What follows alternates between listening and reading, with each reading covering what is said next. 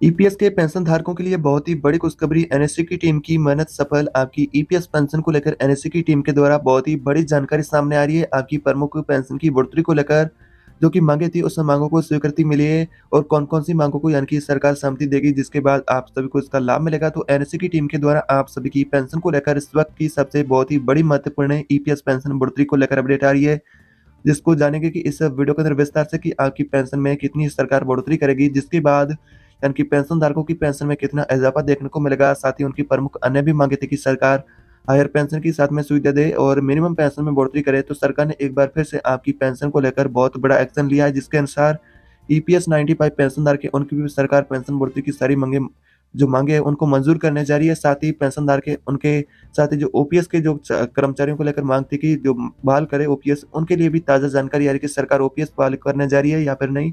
उसके भी सरकार ने अपने आधिकारिक आंकड़े जारी किए, जिसके अनुसार आपकी ओपीएस कब तक बहाल होने वाली है, अगर ओपीएस को बहाल किया जाएगा तो कब तक यानी कि बहाल किया जाएगा। तो इन तमाम मुद्दों के बारे में आगे वीडियो के अंदर विस्तार से आपको एक-एक करके जानकारी बताने वाले हैं कि कौन सी खबर आपके लिए सही होने वाली है, किस हद तक, और आपको इसका कैसे कितना फ़ायदा मिलेगा। तो इसके लिए आप इस वीडियो में अंत तक बने रहिएगा और साथ ही अभी तक आपने इसी चैनल को सब्सक्राइब नहीं किया है तो चैनल को सब्सक्राइब कर दें, साथ ही बेल आइकन को ऑल पर प्रेस करके रख दें ताकि नेक्स्ट पेंशन से जुड़ी ऐसी ताज़ा जानकारी आपको सबसे पहले देखने को मिलेगी। तो चलिए जानते हैं कि आपकी पेंशन को लेकर एनएससी की टीम के द्वारा जो ऐलान हुआ है, जिसके बाद आपकी पेंशन को लेकर क्या खास अपडेट होने वाली है। तो दोस्त यानी कि आपकी पेंशन को लेकर मांगे जो कि 4 सूत्रीय मांगी थी पेंशन को लेकर, उनमें से 2 मांगों पर यानी कि सहमति बन सकती है। 2 फैसलों पर सीबीटी का फाइनली ऐलान जारी हुआ, इस तरह की अपडेट आ रही है। अभी-अभी 5 मिनट पहले ही आपकी ये ईपीएस और ओपीएस को लेकर अपडेट जारी है, जिसमें कि आपकी ईपीएस की 2 मांगों को सहमति मिली है, साथ ही ओपीएस को लेकर भी बहुत बड़ा फैसला हुआ है। जैसा कि आपकी ओपीएस बहाली सरकार कब करेगी और सुप्रीम कोर्ट ने आपकी ओपीएस बहाली को लेकर क्या कहा है, वो भी जानेंगे। और आपकी पेंशन की राशि है, वो कब से आपके खातों में यानी कि देखने को मिलेगी। तो नए नियम जारी हुए हैं, जिसके अनुसार आपकी यानी कि जो पेंशन की राशि है, वो 10 तारीख से आपके खातों में देखने को मिलेगी, जो कि बढ़ोतरी के साथ मिलेगी। और आपको बता दें कि श्रम मंत्री भूपेंद्र यादव और मोदी सरकार के बीच में एक लंबी लाइव मीटिंग चली, जिसके अंदर ये बहुत बड़े निर्णय लिए गए, जिसके अनुरूप यानी कि पेंशनधारक है, उनकी ये सारे अपडेट जारी हुए, जिसके अनुसार उनको फायदा मिलेगा। तो मोदी सरकार ने और भूपेंद्र यानी कि यादव ने आपकी पेंशन को लेकर जो श्रम मंत्री के बीच में जो बैठक चली, जिसके अंदर आपकी ईपीएस, ओपीएस और आपका डीए एरियर को लेकर लंबी चर्चा हुई, जिसके अंदर बहुत बड़े यानी कि निर्णय लिए गए और जो कि सभी पेंशनधारक के उनके हक में होने वाले हैं। आपकी पेंशन बढ़ाने को लेकर जो फिर यानी कि सीबीटी की बैठक से 2 यानी कि फैसलों को मंजूरी मिली है और डीए एरियर की राशि भुगतान करने को लेकर भी फैसला हुआ है। साथ ही आपकी ओपीएस कब तक सरकार बहाल करेगी, उसको लेकर भी रूपरेखा बनाएगी, उसके बारे में बताने वाले हैं और नए संसद भवन से आपकी पेंशन बढ़ोतरी पर सहमति फाइनली बनने वाली है। उससे पहले जानते हैं कि आपकी पेंशन बढ़ोतरी के बाद और ओपीएस बहाल किया जाने को लेकर जो आरबीआई ने आंकड़े जारी किए, जिसके अनुसार आपको क्या ओपीएस की बहाली नहीं मिलेगी या फिर ओपीएस की बहाली मिलेगी या फिर ईपीएस पेंशन बढ़ोतरी मिलेगी या फिर नहीं मिलेगी। 68 लाख पेंशनधारक है ईपीएस के और बाकी जो केंद्र सरकार के केंद्रीय कर्मचारी और पेंशनधारक है, जिनको वर्तमान में ईपीएस पेंशन की राशि मिलती है या फिर एनपीएस के अंदर उनको एनपीएस की जो राशि मिल रही है, उसके जो बजट की राशि को देखा जाए तो सरकार ने यानी कि जो आपका पेंशन को बजट को लेकर वहन करती है, वैसे में आरबीआई ने आंकड़ा जारी किया है कि अगर 2005 के बजट को देखा जाए और 2023 के बजट को देखा जाए तो इसमें 11 गुना की 2023 तक के जो बजट है पेंशन का, उसमें बढ़ोतरी देखी गई है। अगर इसी तरह पेंशन के बजट में यानी कि बढ़ोतरी देखने को मिलेगी तो फिर देश की अर्थव्यवस्था को भारी नुकसान हो सकता है, यानी कि देश की अर्थव्यवस्था चरमरा जाएगी। और इस तरह के आरबीआई ने आपकी पेंशन बढ़ोतरी को पहले यानी कि लागू करने से पहले सरकार को चेतावनी दी है, लेकिन सरकार इसको लेकर क्या फैसला करेगी? क्या सरकार यानी कि आरबीआई की चेतावनी के अनुरूप क्या आपकी ओपीएस को बहाल कर देगी या फिर आपकी पेंशन की राशि ईपीएस में बढ़ोतरी करेगी? ये यानी कि पेंशनधारक है जो 2024 के लोकसभा चुनाव से पहले-पहले आपके इस मुद्दों को लेकर फाइनली तौर पर जो फैसला होने वाला है। अगर पेंशन की राशि को लेकर देखा जाए तो सरकार क्या यानी कि सहमति आपकी आज की जो बैठक हुई मोदी सरकार के बीच में और भूपेंद्र यादव के बीच में, जिसमें आपकी पेंशन कितनी बढ़ाने को लेकर सहमति बनी है। तो ईपीएस की मिनिमम पेंशन है जो कि 1000 रुपए की राशि बढ़ा करके 7500 रुपए के साथ में डीए देने को लेकर सहमति मिली है, जो कि आप सभी को डीए मिलेगा मेडिकल के साथ में, यानी कि भत्ता भी दिया जाएगा पेंशनधारक है उनको।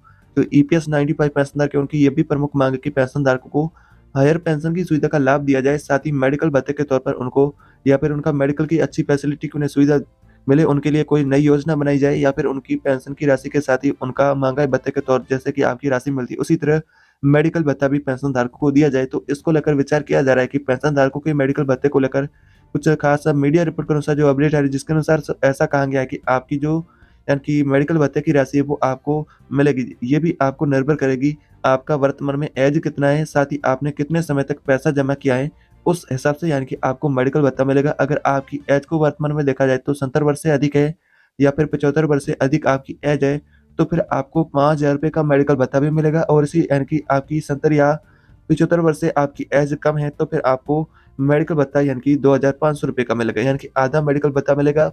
और इसी तरह जो कर्मचारी है जिन्होंने अभी तक यानी कि 10 वर्ष का रेगुलर कंट्रीब्यूशन नहीं किया है और उनकी ऐज भी वर्तमान में 58 साल से यानी कि कम है, जिन्होंने यानी कि नौकरी पहले उन्हें जॉइन की और जिसका रिटायरमेंट समय पहले था यानी कि 58 वर्ष से पहले, तो फिर उनको भी पेंशन मिलेगी। उनको पेंशन ₹5000 की मिलेगी और उनके लिए जो मेडिकल भत्ते का दायरा रहेगा वो भी कम रहने वाला है। ₹1500 का मेडिकल भत्ता उन्हें मिलेगा, जिन्होंने यानी कि 10 वर्ष का रेगुलर कंट्रीब्यूशन भी कंप्लीट नहीं किया है, साथ ही उन्होंने अभी तक यानी कि 58 वर्ष की एज का जो दायरा है वो भी कंप्लीट नहीं किया है। तो फिर उन पेंशन धारकों को यानी कि ₹5000 की मिनिमम पेंशन के साथ में डीए और मेडिकल भत्ता यानी कि ₹1500 का मिलेगा। तो फिलहाल आपकी पेंशन को लेकर इस तरह की अपडेट होने वाली है, लेकिन अधिकारी कोई भी केंद्र सरकार ने आपकी पेंशन बढ़ोतरी को लेकर यानी कि फाइनली जो फैसला कोई भी जारी नहीं किया है। सारी अपडेटें मीडिया आधार पर होने वाली हैं। अब बात करेंगे केंद्रीय कर्मचारियों के लिए और जो एनपीएस को लेकर पेंशनधारकों की मांग है कि सरकार ओपीएस को फिर से बहाल करे, तो उनके लिए खास अपडेट आ रही है। ओपीएस बहाली को लेकर क्या फैसला आज की कैबिनेट की बैठक के अंदर लिया गया, आइए जानते हैं विस्तार से। कर्मचारियों के लिए बड़ी खुशखबरी, जो ओपीएस की बहाली को लेकर कर्मचारी काफी लंबे समय से सरकार से इंतजार कर रहे थे। तो सरकार ने आपकी ओपीएस बहाली को लेकर प्रस्तुत किया एक नया प्लान। केंद्र सरकार ने पुरानी पेंशन योजना को लेकर रास्ता किया साफ, अब होगी बढ़ोतरी और साथ ही आपकी एनपीएस में भी बढ़ोतरी होगी या फिर ओपीएस बहाल करेगी, क्या है आपके लिए मुद्दा, आइए जानते हैं कि सरकार ने कौन सी बड़ी घोषणा की है आपकी ओपीएस को लेकर। केंद्र सरकार और राज्य सरकार के कर्मचारियों को ओर से यानी कि पुरानी पेंशन की बहाल करने की मांग है प्रतिदिन बढ़ती जा रही है, जिसके लिए केंद्र सरकार ने हाल ही में एक नया फॉर्मूला तैयार किया है कि पुरानी पेंशन योजना को बहाल करने की मांग की जा रही है। ओपीएस यानी कि केंद्र सरकार फिर से बहाल करेगी या फिर नहीं, ओपीएस की जो बहाली है, जो सभी राज्यों के अंदर कर्मचारियों की मांग है कि सरकार ओपीएस बहाल करे, तो क्या बाकी राज्यों के अंदर की जो 2004 के अंदर जो लागू थी वही की वही सेम यानी कि ओपीएस बहाल होगी या फिर नहीं, उनके लिए क्या प्लान होने वाला है। केंद्र सरकार ने पुरानी पेंशन योजना पर अपना रुख साफ कर दिया है कि वित्त मंत्रालय के सूत्रों के मुताबिक सरकार की पुरानी पेंशन योजना ओपीएस पर लौटने की कोई भी योजना नहीं है। सूत्रों के मुताबिक नई पेंशन स्कीम में सरकार न्यूनतम रिटर्न देगी। सरकार की पुरानी पेंशन योजना में वापसी लागू करने का कोई भी योजना अभी तक फिलहाल सामने नहीं आई है। वित्त मंत्री ने कहा कि वित्त सचिव की अध्यक्षता में एक समिति बनाई जाएगी और ये कमेटी नई पेंशन योजना है उसका समीक्षा करेगी और नई पेंशन योजना में सरकार न्यूनतम रिटर्न देगी। नई समिति भुगतान किए जाने वाले न्यूनतम रिटर्न पर भी विचार करेगी।